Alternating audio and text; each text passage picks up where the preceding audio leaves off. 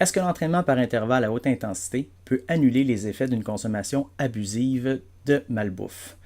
Eh bien, les chercheurs se sont posé la question et ont mis en place un protocole pour tenter d'y répondre. L'article intitulé High Intensity Exercise, Can it Protect You from a Fast Food Diet visait spécifiquement à éclaircir un peu la relation entre l'entraînement par intervalle à haute intensité et la consommation de malbouffe.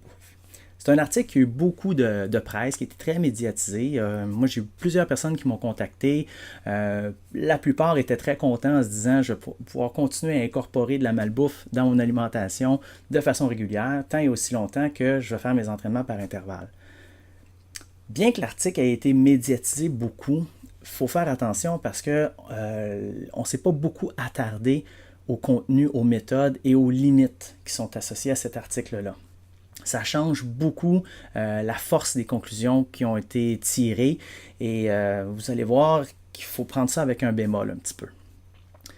L'article, bon, les participants qui ont été recrutés, on parle de 16 participants âgés entre 18 et 30 ans, avec un indice de masse corporelle entre 18,5 et 29,9, qui étaient actifs physiquement, donc qui ont rapporté pratiquer plus que 150 minutes d'activité physique semaine et qui n'avaient pas de problème de santé, pas de consommation d'alcool abusif, pas de tabagisme. Donc, c'était une population qui était des hommes en santé, jeunes, qui ont été inclus dans le projet de recherche. Le projet de recherche, il y a eu des mesures intéressantes. On a fait des prises de sang, on a bien analysé la composition corporelle, on a pris soin de mesurer la dépense énergétique pendant l'intervention, on a déterminé la capacité aérobie par un test indirect. Et on a essayé de standardiser un petit peu la consommation de malbouffe. Donc, on a eu un contrôle un peu sur les apports nutritionnels. Donc, si on regarde ça un peu plus en détail, si on regarde au niveau de l'intervention comme telle, on parle de 2 semaines, donc 14 jours consécutifs où les participants ont fait de l'entraînement par intervalle. Donc, l'intervention se faisait quotidiennement, donc 14 jours consécutifs sur le tapis roulant.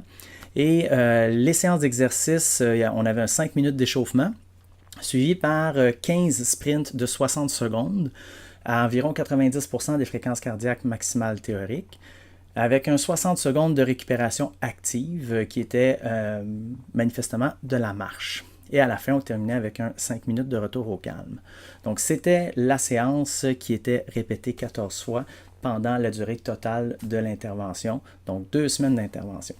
On a effectué les analyses de composition corporelle, les échantillons sanguins, la pression artérielle avant les 14 jours et à la fin des 14 jours. Donc, on a eu un principe avant-après pour comparer l'impact, si on veut, de l'intervention. Première problématique qu'on a dans ce protocole-là, ça se situe au niveau de l'absence d'un groupe contrôle. Donc, les auteurs mentionnent que le comité d'éthique ne leur a pas permis d'avoir un groupe contrôle parce que la consommation de malbouffe pendant les 14 jours était problématique, donc risquait d'occasionner des problèmes de santé. Donc, ce n'était pas éthiquement acceptable d'exposer des gens à ce risque-là. Donc, si on parle de qu'est-ce que c'est une consommation abusive de malbouffe, eh bien, l'ensemble des repas de chaque journée étaient faits dans un restaurant de type fast-food, donc McDonald's et équivalent. Donc, les gens se devaient de consommer des repas là et visiblement de ne pas prendre l'option santé comme de la salade. Donc, on parle d'hamburgers, de frites, de boissons gazeuses, grand format, et ainsi de suite. Donc, c'était ce que les gens consommaient 3 fois par jour et pendant 14 jours. Donc, on s'entend, oui, c'est problématique. Là où j'ai mes réserves, c'est que on ne sait pas si l'intervention, à la base, va fonctionner. Donc, on ne sait pas si l'entraînement par intervalle va réussir à annuler les effets de cette consommation de malbouffe-là. Donc, il n'y a rien qui garantit que le groupe qui va subir l'intervention va être protégé. Donc, on l'expose quand même à un risque. Donc, si on suit le raisonnement du comité d'éthique, on n'aurait pas pu faire l'étude, point final. Donc, lorsqu'on veut prouver ce qui se passe, s'il y a une différence, on utilise bien souvent le groupe contrôle. Le groupe contrôle, dans ce cas-ci, eh bien, il n'y a rien qui nous aura empêché, advenant que l'intervention fonctionne, de lui faire participer à la même intervention après. Donc, on aurait eu un groupe contrôle qui aurait mangé exactement la même chose que le groupe activité physique ou entraînement par intervalle pendant 14 jours. Le groupe contrôle n'aurait pas fait l'intervention d'entraînement par intervalle, sauf qu'une fois arrivé à la fin des 14 jours, on aurait permis au groupe contrôle de faire l'entraînement par intervalle pour 14 jours pour bénéficier des effets positifs de ce type d'entraînement-là, advenant qu'il y ait des effets positifs. Donc, c'est un peu le principe intent to treat. En recherche, ça se fait fréquemment. Donc, je ne comprends pas pourquoi, dans cette étude-là, ils n'ont pas opté pour ça, parce que le fait qu'on n'a pas de groupe contrôle, c'est une limite énorme et ça met un bémol sérieux sur toutes les conclusions qu'on peut tirer issues des mesures qu'on a prises. La composition corporelle également, il faut savoir que sur des courtes périodes de temps, lorsqu'on analyse la composition corporelle, il faut avoir un appareil qui est très, très sensible. Il faut avoir un appareil qui est capable de détecter des changements qui sont minimes.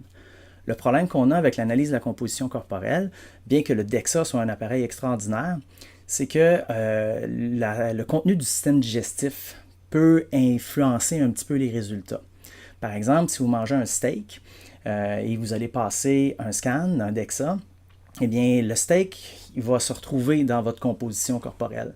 Donc, lorsqu'on va faire le scan, eh bien, il va y avoir une partie du steak qui va se retrouver en masse maigre ou en masse grasse. Si c'est un steak, fort probablement que ça va se ramasser en masse maigre. Donc, au niveau de la digestion, plus le processus de digestion se produit, ben, moins la matière va ressembler à de la masse maigre et elle risque d'être attribuée à autre chose. Pourquoi elle risque d'être attribuée à autre chose? C'est parce qu'elle pèse. Il y a un poids. Donc, s'il vous reste 500 grammes de matière digestible dans le système digestif, eh bien, ce 500 grammes-là se retrouve sur la balance également. Donc, lorsqu'on va faire un scan, eh bien, ça va le répartir dans la masse grasse ou dans la masse maigre. Donc, ça peut induire une marge d'erreur. Donc, c'est pour ça que la plupart des méthodes d'analyse de la composition corporelle ont la limitation de ce poids qui n'est pas à nous. Donc, ce qui reste en transit dans le système digestif et dans la vessie va influencer les résultats de composition corporelle. Puis, dans l'étude, ben, il n'y a aucune mention qu'on a encouragé les gens à faire une vidange gastrique ou un vide un petit peu, donc aller à la toilette avant pour limiter cette erreur-là. Même si on l'avait fait, on reste avec une certaine marge d'erreur parce que c'est impossible de tout vider et ça va prendre plusieurs jours de jeûne avant que le système digestif soit complètement vide. Donc, on a toujours une partie, une petite marge d'erreur là, qui va être associée à la matière qui reste dans le système digestif. Donc, ça, on garde ça en tête parce que dans les conclusions, ça va avoir un petit impact. Donc, on a mesuré ensuite la pression artérielle. La capacité aérobie, elle a été estimée. Ça aussi, c'est un petit peu décevant parce que l'intervention est basée sur un entraînement à haute intensité, donc pour travailler, pour stimuler la capacité aérobie. On a fait un test de Bruce, donc c'est un test indirect sur un tapis roulant. Donc ça rend un petit peu plus difficile les conclusions associées à la mesure de capacité aérobie avant et après. Donc ça va être difficile de conclure que les gens ont modifié leur capacité aérobie ou non, uniquement avec un test de Bruce. Pourquoi? Parce qu'il n'y a pas de mesure de consommation d'oxygène.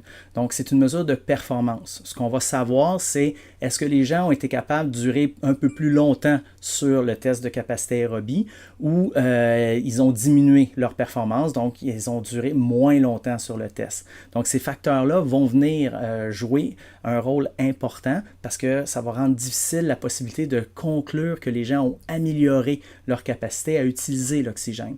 Ils sont peut-être plus performants sur le test, mais ça peut être un biais associé au fait que c'est la deuxième fois qu'ils refont le test en 14 jours. Ils ont peut-être moins d'appréhension, sont plus habitués. Donc, il y a ce petit biais-là qui va rentrer en ligne de compte. Donc, si les changements de capacité aérobie ne sont pas très, très importants entre le pré et le post, mais qui sont significatifs statistiquement, c'est possible que ça soit uniquement lié au fait d'habituation. Donc, les gens vont être plus habitués à faire le test la deuxième fois. Donc, avoir une mesure de consommation d'oxygène, ça aurait permis de déterminer avec plus de certitude si la capacité à utiliser l'oxygène était bel et bien différente entre le début et la fin de l'intervention. Ensuite de ça, la dépense énergétique a été mesurée par accéléromètre. Je connais bien l'accéléromètre qu'ils ont utilisé. Très bon équipement. Le petit bémol que j'ai là-dessus, la mesure de la dépense énergétique a été effectuée pendant les 14 jours d'intervention. Donc, on n'a pas le portrait avant l'intervention. Donc, il n'y a pas eu de quantification de la dépense énergétique totale, du niveau d'activité physique, de la sédentarité avant l'intervention. Donc, on n'a pas de baseline, de mesure initiale pour comparer si les gens ont diminué leur niveau d'activité physique pendant l'intervention ou s'ils l'ont augmenté. Donc, ça aussi, ça peut avoir un rôle important dans la réponse métabolique à l'intervention, tant au niveau de l'entraînement qu'au niveau de l'intervention nutritionnelle. Donc, c'est toutes des choses qui vont induire un léger flou, des petites modifications, des petites incertitudes, des petites imprécisions qui vont ébranler un petit peu toute la structure qui mène aux conclusions que les auteurs vont avoir. Donc, si on regarde les résultats, eh bien, la quantité totale de calories qui a été ingérée en moyenne en calories par jour était de 3400. On parle d'environ 100 grammes de protéines par jour, 421 grammes de glucides et 150 grammes de lipides. La dépense énergétique totale, telle qu'estimée par un accéléromètre, était à 3500 calories. Donc, on peut supposer qu'on avait un état d'équilibre énergétique. Donc, il ne devrait pas y avoir nécessairement une augmentation de la masse grasse ou une diminution de la masse grasse. On devrait avoir des petites fluctuations parce qu'on semble être en équilibre énergétique. L'activité physique pendant la semaine d'intervention était à 1588 calories par jour en moyenne et la dépense énergétique associée à l'entraînement, donc à l'entraînement par intervalle, à l'intervention proprement dite, était environ à 414 calories par jour. Donc on parle d'une activité physique autre que l'entraînement d'environ 1100 calories. Donc c'est quand même respectable, ce n'est pas des gens qui sont sédentaires, donc c'est des gens qui ont tendance à bouger quand même pas mal. Donc ensuite de ça, qu'est-ce que ça nous a donné comme changement au niveau du profil métabolique? Donc, le profil métabolique, la pression artérielle est restée à peu près la même. Donc, il n'y a pas eu de changement au niveau de la systolique ou de la diastolique. La plupart des paramètres sanguins sont restés excessivement similaires, sauf au niveau du cholestérol. On a observé une baisse du HDL qui était significative et ça, c'est assez surprenant. Les auteurs n'en parlent pas énormément. Ils ne semblent pas se l'expliquer. Normalement, lorsqu'on pratique l'entraînement par intervalle, on a tendance à observer une augmentation des HDL. C'est ce qui est habituellement reporté dans la littérature. Donc, ici, d'avoir une diminution significative sur 14 jours, ça peut être quelque chose d'inquiétant et ça peut laisser sous-entendre qu'il y a justement un problème métabolique qui commence à se manifester suite à la consommation de malbouffe pendant 2 semaines, et ce, malgré l'intervention en intervalle à haute intensité. Ensuite, au niveau de la composition corporelle, eh bien, si on regarde, le poids total était initialement à 75,8 kg. Après les 2 semaines, on était à 75,9 kg. Donc, pas de différence à ce niveau-là. Il fallait s'y attendre. Les participants semblaient en équilibre énergétique, donc rien de surprenant. L'indice de masse corporelle, bien évidemment, n'aura pas changé. La circonférence de la taille était à 81,4 cm, 81,7 cm. C'est dans la marge d'erreur de la plupart des évaluateurs, donc pas de différence ici non plus.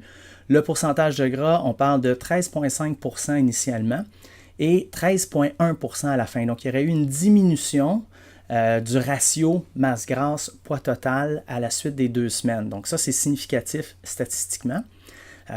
Si on regarde en valeur absolue, la masse grasse, elle était à 10,4 kg initialement et a diminué à 10,2 kg. Donc, il y a un 200 grammes de masse grasse qui est parti. C'est statistiquement significatif, mais vous allez voir que cliniquement, c'est plus ou moins intéressant. La masse maigre, on était à 62 kg initialement et après les 2 semaines d'entraînement par intervalle, on était à 62,4 kg, un gain de 400 grammes qui est également significatif. C'est là que je reviens avec le DEXA et le transit du système digestif. C'est là que c'est problématique. Parce que ces erreurs-là, ces changements-là plutôt de quelques centaines de grammes, ça peut facilement être associé à de la matière résiduelle dans le système digestif. On peut supposer que la consommation de malbouffe peut affecter le système digestif et influencer le rythme de transit. Donc, si pour le moindrement, on a ralenti un peu le rythme de transit, comme on n'a pas contrôlé pour cette variable-là dans la mesure de composition corporelle, c'est possible que ce changement-là soit associé à de la matière qui n'est pas à nous et qui est seulement en transit, qui est de passage. Donc, ça pourrait expliquer cette variation-là parce que c'est vraiment peu probable que 2 semaines d'entraînement du type qu'ils ont fait, donc de la course sur tapis roulant à haute intensité ait permis d'augmenter la masse musculaire chez cette population-là. Donc, je rappelle des jeunes hommes d'une vingtaine d'années. C'est vraiment, vraiment surprenant, peu probable. Donc, je penche beaucoup plus du côté d'une erreur associée à la matière qui est en transit au niveau du système digestif. Ça expliquerait le switch, si on veut, entre la perte de masse grasse et l'augmentation de la masse maigre. Donc, on aurait pu réeffectuer la mesure de scan, le DEXA, 3 jours plus tard et potentiellement obtenir une augmentation de la masse grasse et une diminution de la masse maigre de la même quantité qu'on a pu observer là. Donc ça, c'est problématique. Donc moi, j'aurais plus tendance à conclure qu'il n'y a pas eu de changement de composition corporelle pendant ces 2 semaines-là. Au niveau de la capacité aérobie estimée, initialement, elle était à 55,8 et lors de la deuxième mesure 2 semaines plus tard, elle était à 57,5. Donc, on parle d'un changement d'à peu près 2 millilitres. C'est significatif statistiquement. Cliniquement, comme je vous disais, si on avait eu une mesure avec échange gazeux, probablement qu'on aurait pu avoir, puis si on avait obtenu les mêmes chiffres, on aurait pu tirer des conclusions intéressantes au niveau de l'amélioration de la capacité aérobie.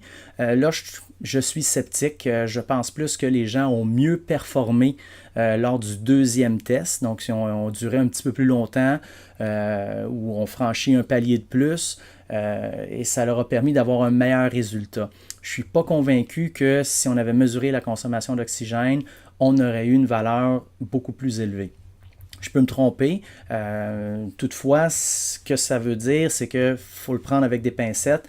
Est-ce qu'on a réussi à améliorer la capacité aérobie pendant ces 2 semaines-là? C'est pas sûr. Ce qu'on a observé en réalité, c'est une meilleure performance sur le test. Donc ça, on peut conclure ça avec certitude. Les gens ont mieux fait lors du deuxième test que lors du premier. Est-ce que c'est parce qu'ils ont une meilleure consommation d'oxygène? Ça va être difficile à dire. Il aurait fallu mesurer la consommation d'oxygène. Donc, si on regarde ça, les auteurs vont conclure que dans l'ensemble, l'entraînement à haute intensité par intervalle semble protéger le profil cardio-métabolique contre les effets néfastes de la consommation abusive de malbouffe. C'est là que j'ai des difficultés. Cette conclusion-là, elle est très forte, c'est très prétentieux, là, ça a des impacts. D'ailleurs, moi, les gens qui m'ont contacté, c'est ça, là, ils me posaient la question en disant, mais maintenant, est-ce que je peux continuer à manger du fast-food? Ça ne sera pas problématique tant que je fais des intervalles. C'est pas ça que ça veut dire. Ce que ça veut dire, c'est que là, on a un groupe de jeunes hommes en santé qui ont fait 2 semaines d'entraînement par intervalle, qui ont mangé une quantité astronomique de malbouffe, et on n'a pas observé de changement notable au niveau de leurs conditions physiques et au niveau de leur profil métabolique. Il y a le cholestérol HDL qui m'inquiète un petit peu, qui a diminué alors qu'il aurait dû potentiellement augmenter. Donc, 2 semaines, c'est court. Qu'est-ce qui arrive sur 3 semaines, 1 mois, 2 ans, 4 ans? On sait que les changements cardio-métaboliques ne sont pas nécessairement très rapides. Donc, ce n'est pas en 2 semaines qu'on développe des maladies du cœur. Ce n'est pas en 2 semaines qu'on va nécessairement développer une hypertension chronique. Donc, il faut faire attention à ces conclusions-là, surtout qu'on n'avait pas de groupe contrôle. Si on avait eu un groupe contrôle et on avait observé exactement la même chose, eh bien, à ce moment-là, la conclusion serait très différente. On conclurait plutôt que 2 semaines de consommation abusive de malbouffe, ce n'est pas suffisant pour causer des complications cardio-métaboliques. Et ça n'aurait rien eu à voir avec l'entraînement par intervalle. Donc, il faut vraiment, vraiment être hyper prudent avec ce type d'article-là. Personnellement, je trouve que les auteurs ont été un peu loin. Il y avait un très petit échantillon, très spécifique. L'intervention était de courte durée. On a mesuré, on était beaucoup dans de la variation, du flou un peu, et on conclut avec assez de conviction quelque chose qui change drastiquement le portrait, si on veut, de la relation entre l'activité physique, la santé, puis la malbouffe. Donc, moi, j'aurais mes réserves par rapport à cet article-là. Pour être honnête, je suis surpris que ça a été publié dans une revue scientifique révisée par des pairs. Moi, je me serais attendu à ce que cet article-là ne passe pas l'arbitrage, donc se fasse refuser pour les raisons que j'ai mentionnées tout au long de cette vidéo-là. Donc, je trouve ça un peu décevant que ça soit publié. C'est des gens que je connais. Ça me surprend. D'habitude, c'est des gens qui font preuve d'une certaine rigueur. Je m'explique mal cette publication scientifique-là. Ça renforce aussi l'hypothèse que c'est pas parce que c'est publié que nécessairement c'est utile ou que ça nous permet de tirer des conclusions super intéressantes. Donc, faut être prudent, faut bien lire l'article, faut bien s'assurer de comprendre ce qu'il y a à l'intérieur d'un article, bien comprendre les tests, les mesures. Je sais que c'est pas facile, je sais que c'est pas donné à tout le monde. Mais avant de tirer des conclusions vraiment solides, il faut s'assurer qu'on a une méthodologie qui permet ces conclusions-là. Donc, ça complète mon analyse pour cet article-là. J'espère que vous n'irez pas vous gaver de fast-food en sortant d'ici parce que c'est pas nécessairement bon pour votre santé, même si vous faites de l'entraînement par intervalle.